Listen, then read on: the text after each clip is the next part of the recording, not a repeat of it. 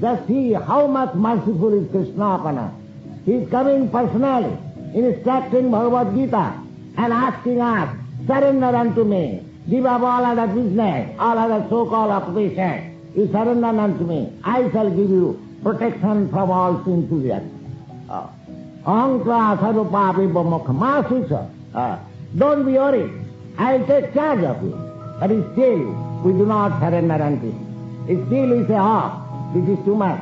Krishna is demanding too much from us. No, we have many other gods. We can surrender there, we can do our own business. Therefore Krishna again comes as devotee.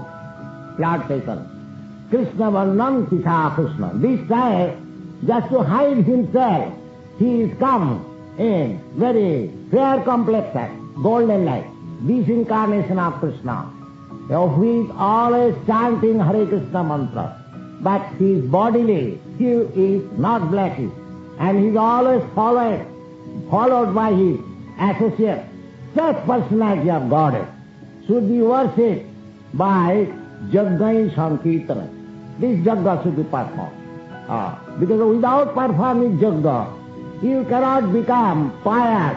So, because in this age, there is no possibility of performing big Jagga.